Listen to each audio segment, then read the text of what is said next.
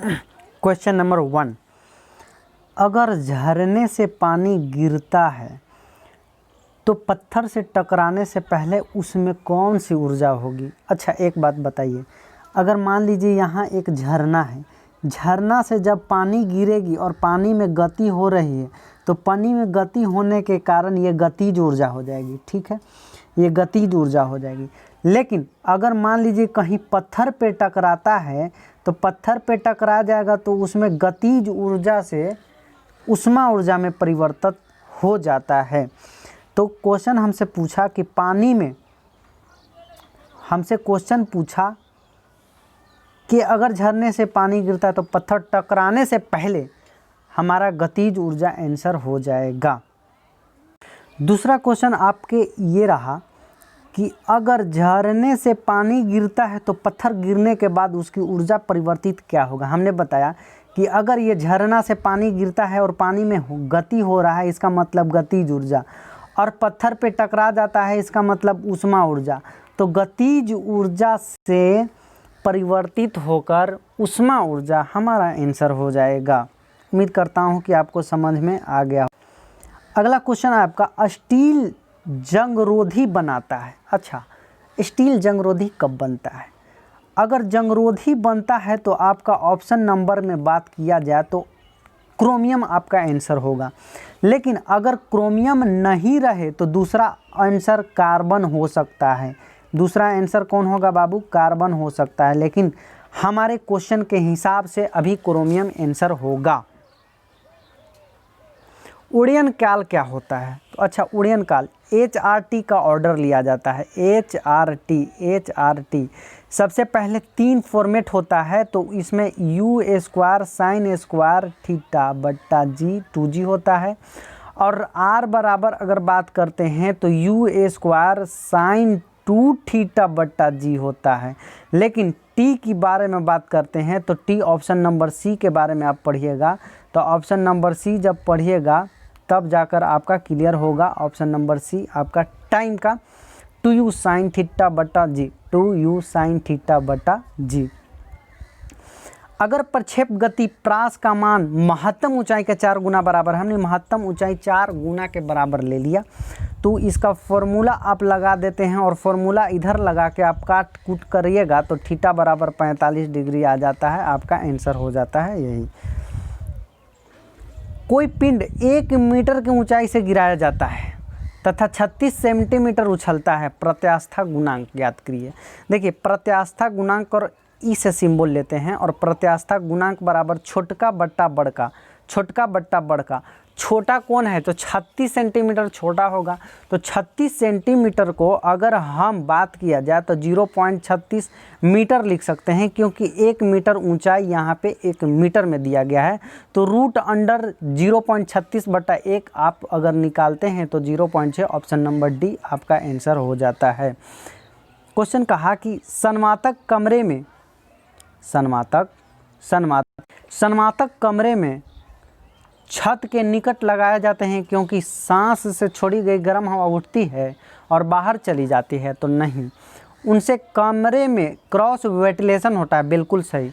अगर आप घर के दीवार में आप ऊपर से वेंटिलेशन लगाते हैं तो ठंडा हवा अंदर आएगा, लेकिन गर्म हवा घर से बाहर जाता है और इसी को हम लोग क्रॉस वेंटिलेशन कहा जाता है। ऑप्शन नंबर बी सही रहा। गर्भाशय में भ्रूण को पोषण प्रदान करने वाला ऊतक क्या है तो बाबू प्लेसेंटा है। जब गर्भाशय में भ्रूण का पोषण किया जाता है तो प्लासेंटा गर्भनाल भी कहा सकते हैं। रासायनिक बंधन बनने पर क्या होता है। जब रासायनिक बंधक, मान लीजिए दोनों शादी ब्याह किया है, तो कोई भी शादी कर लेता है तो शादी करने के बाद जितना भी उसका ऊर्जा होगा, जितना भी ऊर्जा बाहर आता है, बाहर मान लीजिए कि भावना बाहर आता है। आप शादी कर लिए हैं, बहुत ही खुश मिजाज होते हैं कि हमारी शादी हो गई है और हम एक बंधन में बंध चुके हैं। आगे आने वाले में एक बंधन से 2 प्राणी, 2 प्राणी से 3 प्राणी भी हो सकते हैं। तो हमेशा ऊर्जा सदैव बाहर होता है। शुक्राणु कहाँ बनता है तो शुक्राणु वृषण में बनता है।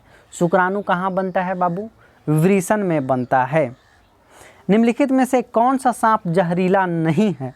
देखिए 500 किस्म के सांप होते हैं भारत में, जिसमें केवल 10 से गो जो है 10 गो जहरीला होता है। कोबरा, बाप रे बाप, बड़ी भयानक जहरीला है। कोरल स्नेक, ये भी बड़ी भयानक है। वाइपर बहुत भयानक है, लेकिन अजगर उतना भयानक नहीं है, जहरीला नहीं है। उम्मीद करता हूँ कि समझ में आ गया होगा। निम्नलिखित में से कौन सा ठोस है?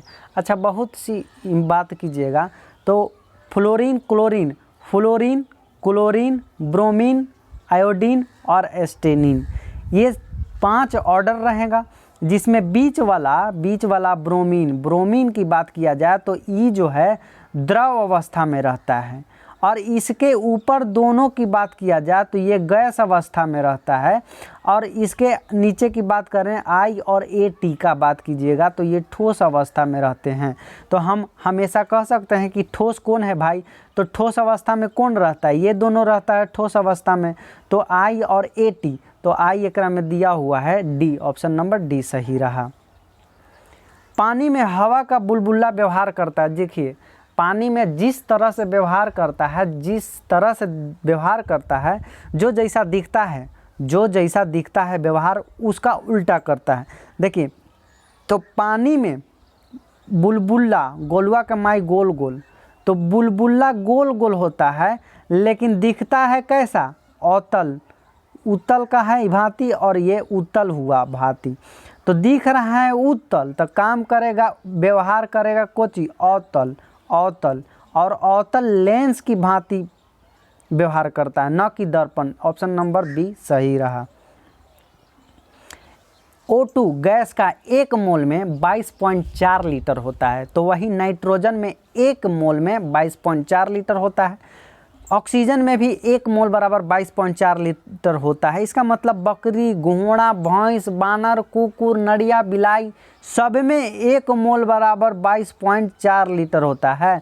तो हाँ, 22.4 ही लीटर होता है।